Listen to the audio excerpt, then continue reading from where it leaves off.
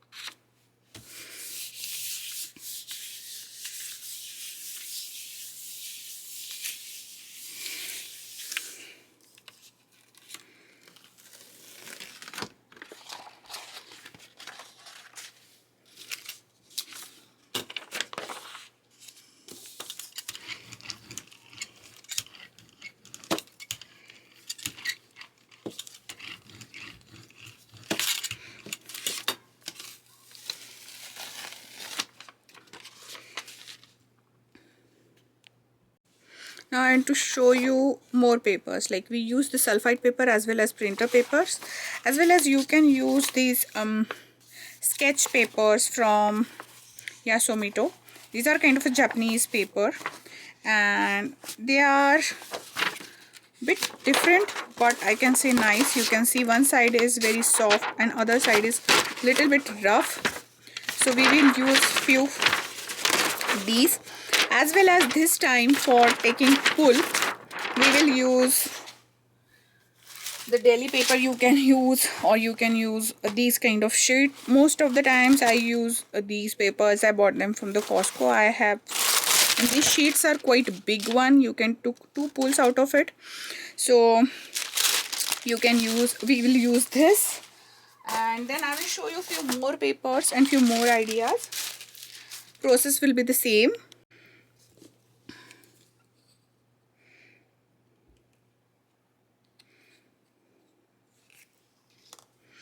So now for particularly this one, I'll add white in everything. Okay, so it's not necessary that you have to add, but I will show you what happen when you add white, as well as you can add a little bit of golden texture to it.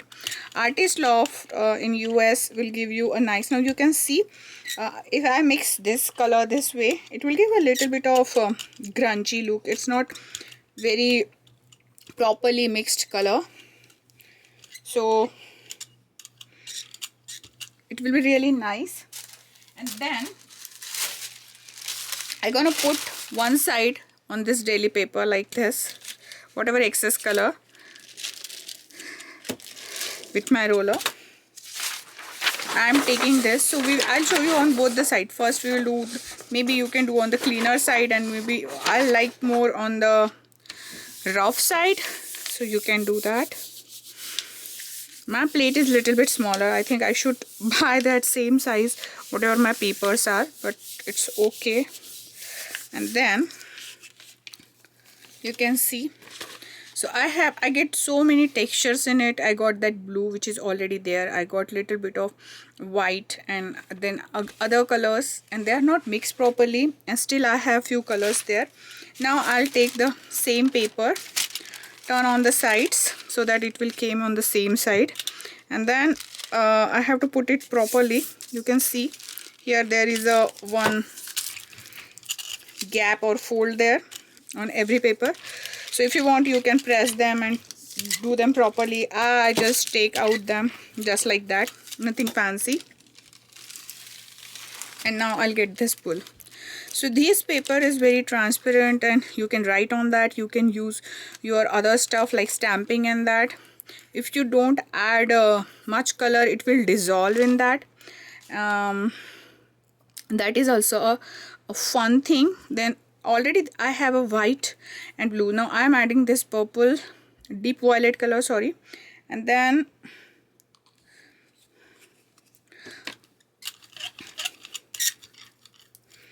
you can see how beautiful that color is. And then I will just add the full color here.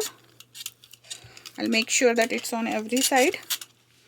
Again, I take a daily paper and I want to put that here and just remove the excess color. It will just twist. So I was again, now you will, this time we will not do on the rough surface. This time I'll show you on the more finished surface, like more like watercolor have 2 faces, the same way this paper also have the 2 faces. And then this is a more finer texture paper side. You will get this kind of pull. Again, I'm gonna use the same paper. I flip it, although I don't have much residue, but it's easier way to cleaning also. You can just use your brayer to push them back. So these are the 2 papers we use. Today when we are talking about the substrates with the jelly print and what you like, there are many ways to do it. You can do the same thing on tissue papers also. And next we will do, like here we didn't get much pull, so next we will do on the tissue paper. As well as I'll show you tissue paper. You need a little bit strengthened tissue paper. Sometimes it just what do you say, sometimes it tear apart while pulling, so you don't need that much. At least it should be heavy, 60 or 50 GSM weight. I think that will be fine. And then here again, now I'm gonna pull this on this remaining paper because I didn't get much stuff on this paper, so I can get that.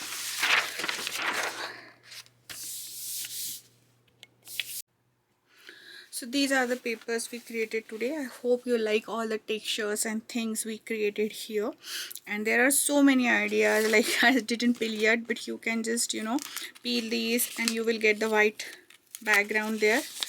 And it's total white. You can put other color or stamping there to take more techniques. So we create some jelly prints and we create some these kind of papers where we don't need a jelly print to create a pattern papers or, you know, papers for the collage. And soon I will show you how to create another way of paper which I used to do in when I was a kid, and I'm just revisiting all those techniques, and it's really fun. It's no stress method to create a paper. And as well as I'll show many more techniques like these, and then we're going to use all these papers in a different way and explore more techniques on them maybe. So until the next crafty video, have a crafty life. Bye bye and take care.